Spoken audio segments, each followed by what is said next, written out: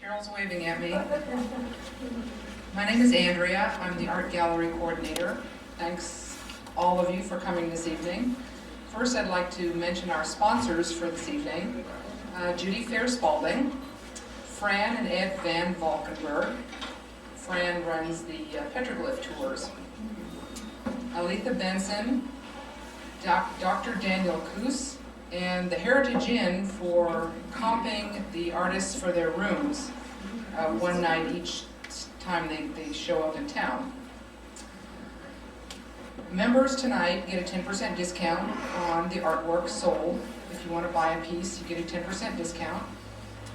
And tonight's artist is Gail Martin with Color Infusion Abstract Photography.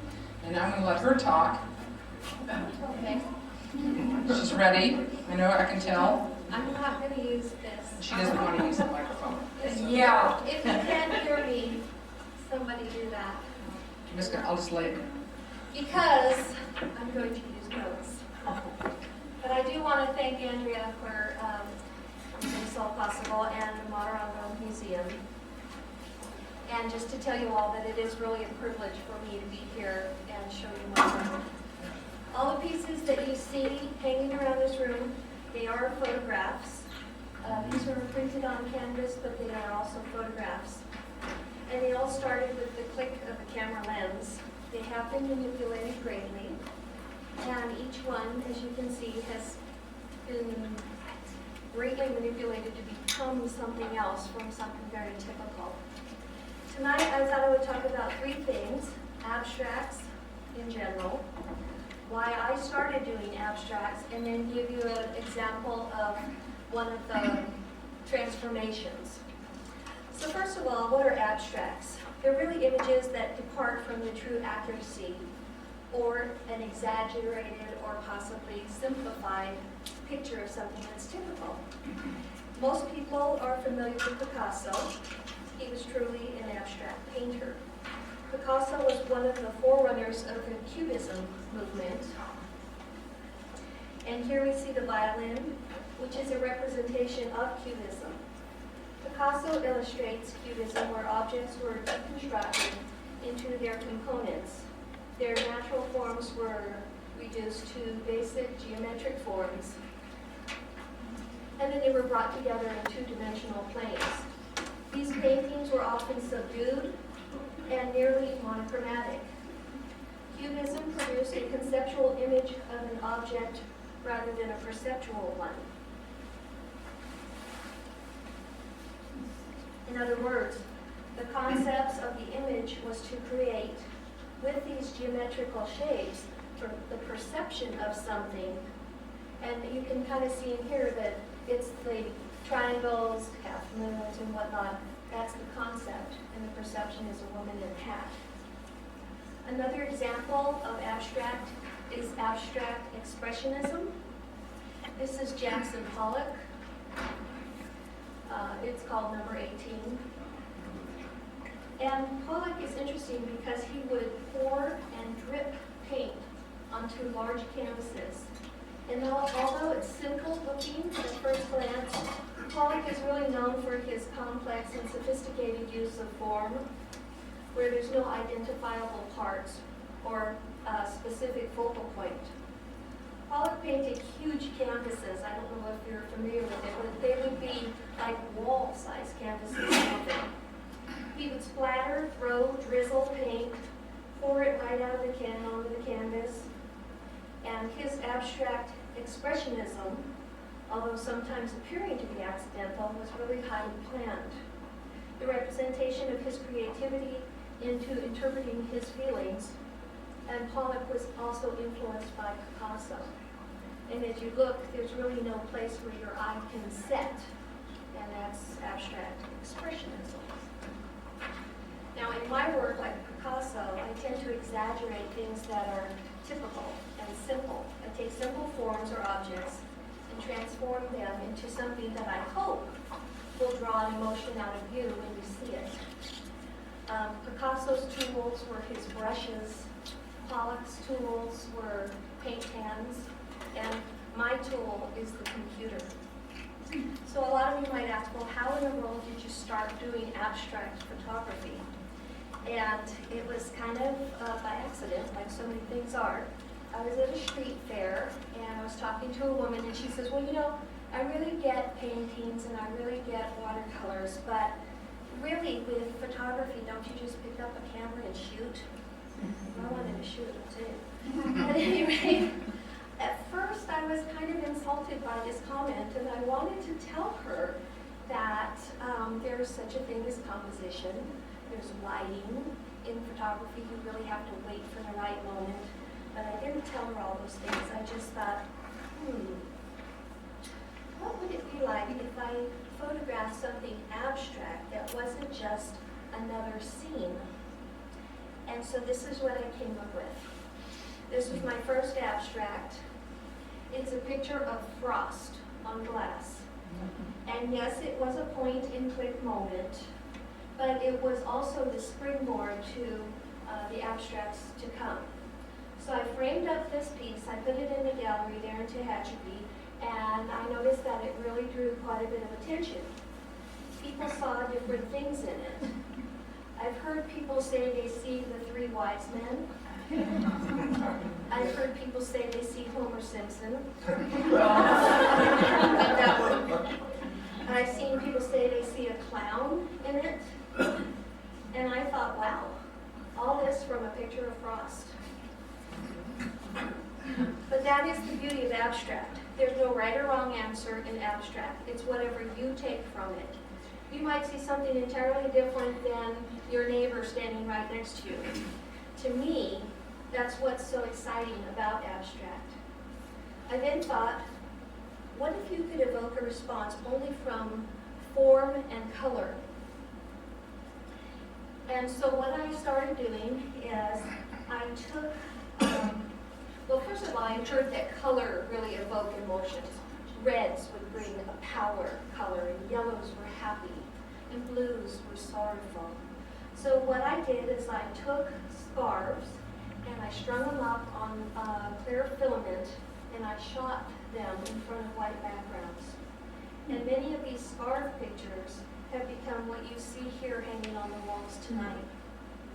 This one, Arctic Antics, evolved into what looks like to me as penguins. And again, you may see something entirely different. That's the beauty of abstract.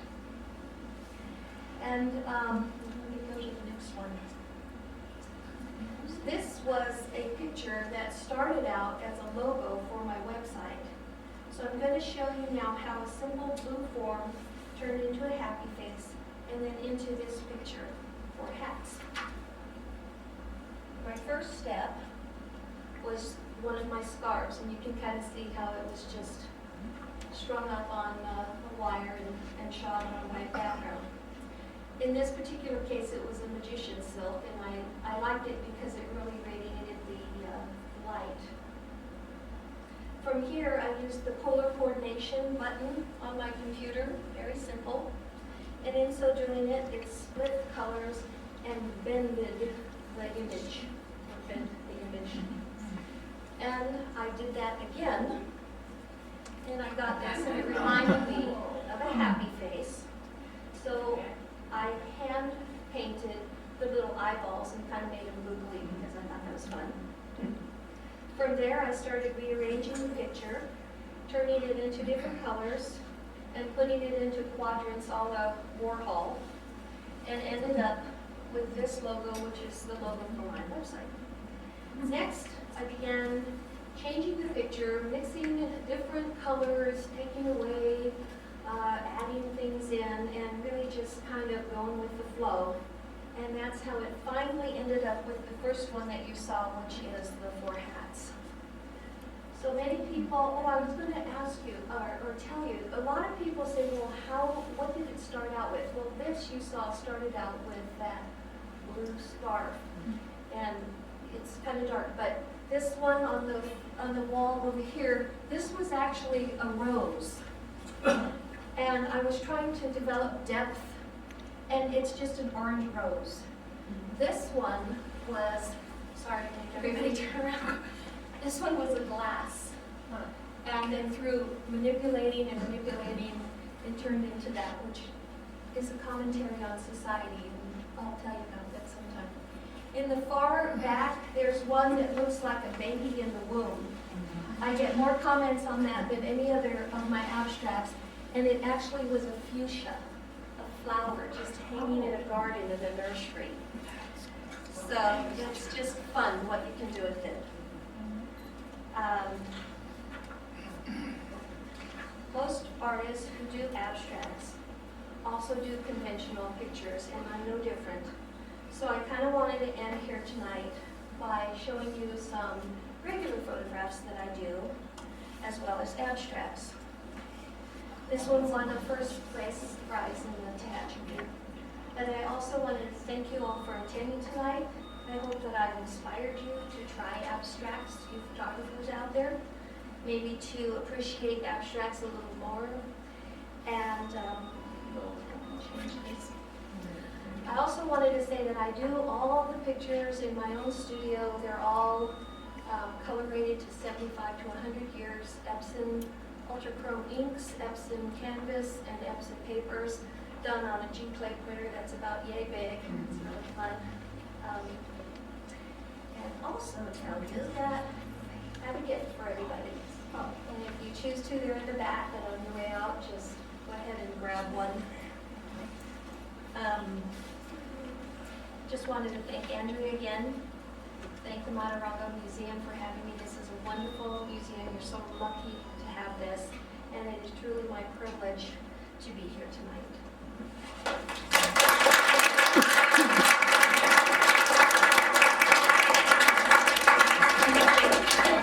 Oh, questions? There may not be the answer. Lights, camera, That's camera. We'll get a question. Go ahead. I can't hear you in the dark. No. Did you have a question? Yeah. On your photograph of your scarf, you started out with a blue scarf and a white bag. Mm-hmm. And what you ended up with is multi-colors. So what I did is once I had the blue, then I started altering the colors. So I actually made a blue one, a red one, a green one, and a yellow one. Then once I had each of my little happy faces in those colors, then I started shifting them so that all the little hats, they look like little hats. This would be one. So I wanted all the little hats to come into the center.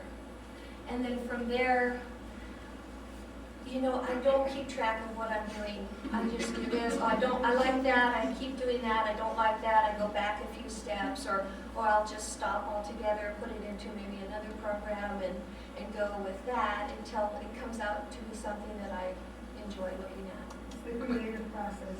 It truly is, like all art, really. Yeah. On the computer is You, removed. on that first piece you showed us, you had a scarf hanging on a piece of wire, blue Yes. scarf.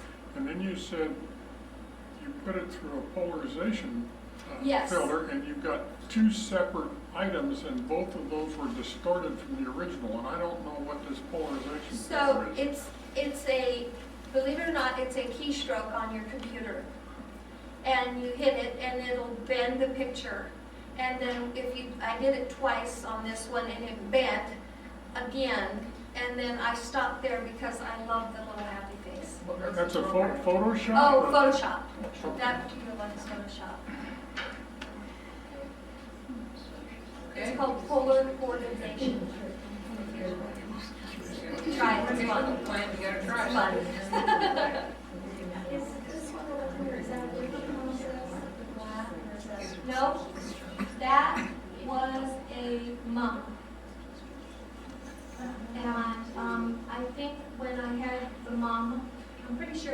is flour.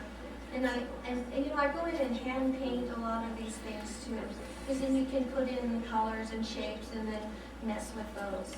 And I actually colored the background and then started the process of doing whatever I felt like doing. Well, on the computer, you're actually using your mouse.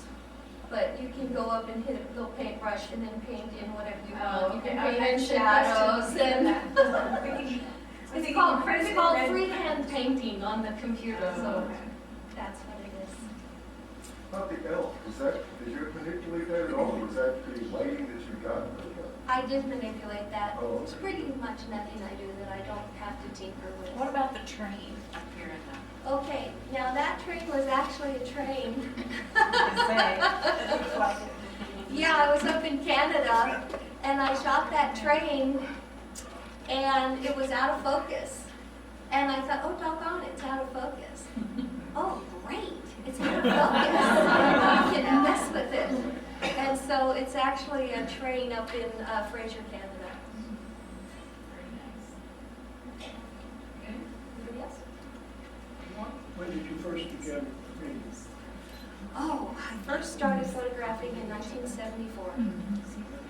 And it was all non-digital then. I've had my own dark rooms. I've had my own, well actually, I say dark room, it was my mother's bathroom. Then I would hang a sign out, nobody come in, because in those days, you know, you had to wind your film in total darkness and then do all your processing, and then I set up my enlarger on the toilet seat, and I had all my trays out on the, and some of those chemicals don't smell too good either. My mother would come in, what are you doing in here? And then my father was very into photography also, and he had a dark room in his house. I'm not sure if you're familiar with Cibachromes, but they were some of the first color photography that the layman could do in a home darkroom. And we did Cibachromes and they were great. And the color was, they're like today's Epichromes that they do. And took classes and private classes, and my dad and I did a bunch of seminar type, we didn't do the seminars, we took them, and then through the years just kept going until they came to digital. And this is something completely different. It's a lot cheaper.